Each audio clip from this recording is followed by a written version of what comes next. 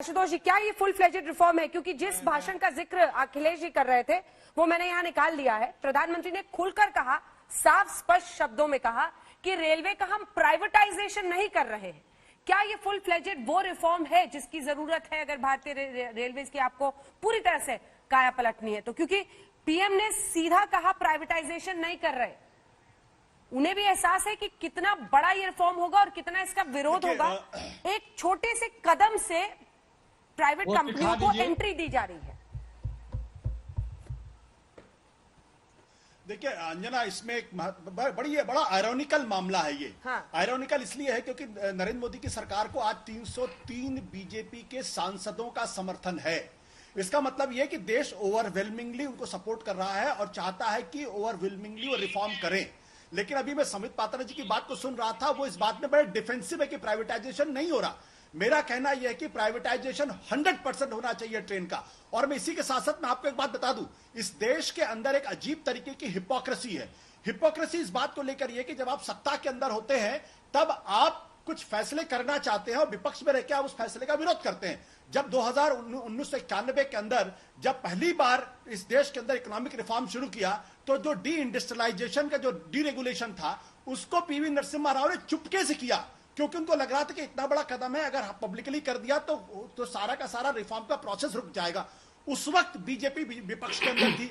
जब यही बीजेपी जब सत्ता के अंदर आ जाती है अटल बिहारी वाजपेयी की सरकार के अंदर, तो वो सारे काम करते हैं जो नरसिम्हा राव और मनमोहन सिंह की टीम ने किया था। उसके बाद जब मनमोहन सिंह की टीम आती है तो फिर बीजेपी जो है वो कहती है कि नहीं, फॉर एफडीआई में विरोध करने लगती है, डिसइन्वेस्टमेंट विरोध करने लगती है, इंश्योरेंस में एफडीआई नहीं होनी चाहिए, मल्टी ब्रांड में एफडीआई नहीं होना चाहिए, सिंगल ब्रांड में नहीं होना चाहिए, आर्मामेंट्स में नहीं होना चाहिए, इंश्योरेंस में नहीं होना चाहिए। जब आप सरकार के अंदर आ जाते हैं 2014 के अंदर, तो वो सारे फैसले आज मोदी जी की सरकार ने शुरुआत में किया।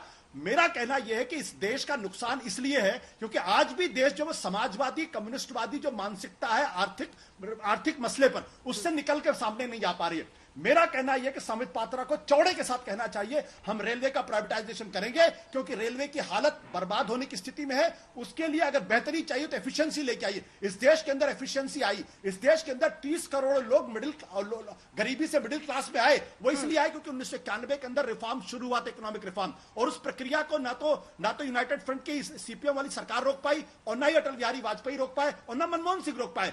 आज बीजेपी के पास वो समर्थन है कि वो एक झटके में बड़े से बड़े फैसला करना चाहिए। ना बड़ा कदम उठाने के लिए संबित जी तैयार होइएगा। कोएलिशन में होती हैं तब रिफॉर्म करती हैं। आपको तो सलीम साहब, आशुतोष जी ने पूरा ही खारिज कर दिया।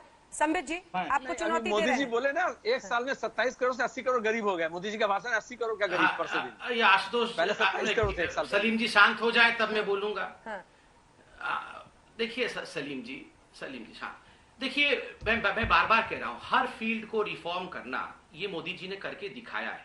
आप देखिए, जब हम आए थे, एक उदाहरण मैंने आपको दिया और दूसरा उदाहरण दे रहा हूं। जब हम आए थे तो ये जो केबल बिछाने का काम था आपका कॉमन सर्विस सेंटर खोलने के लिए, ये केवल आपके कुछ 100 ग्राम पंचायत तक पहुंचे थे। आज कई लाखों ग्राम पंचायत तक पहुंच गए हैं। ये अपने आप में दिखाता है कि किस स्पीड के साथ और किस स्केल के साथ रिफॉर्म हो रहा है भारतीय रेलवे में। ये बहुत बड़ा कदम है। और जैसे कि भी आशुतोष जी ने बताया कि पूरा का पूरा प्राइवेटाइज होना चाहिए, मैं तो कहूंगा जो हमने अपने संकल्प पत्र में लिखा हुआ है, जिसके आधार पर हमें वोट मिला है, हमें इस आधार पर वोट मिला है कि हम पीपीपी मॉड्यूल को आगे बढ़ाएंगे और उसको हम आगे लेके आएंगे, एनकरेज करेंगे। आज हम पीपीपी मोड को आगे बढ़ा रहे हैं, उसको एनकरेज कर रहे हैं, आगे लेकर आ रहे हैं। अंजना जी, ये खामोश अंजना जी, देखिए ये किसी बात का जवाब नहीं दे पाया संबित जी, और ईरान पुराण बता रहे हैं।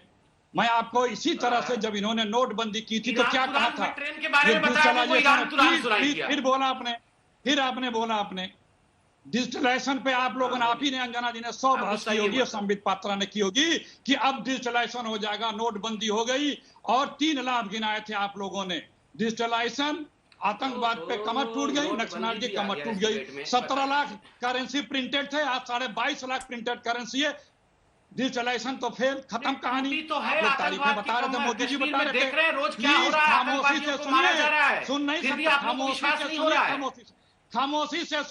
खामोशी से सुनिए जनाब, धैर्य रखिए, धीरज रखिए।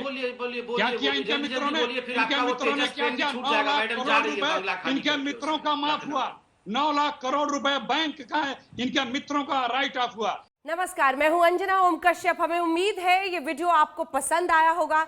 लेटेस्ट खबरों के लिए यूं ही देखते रहिए आज तक, और इस वीडियो के पसंद आने पर लाइक, शेयर एंड सब्सक्राइब करना ना भूलें।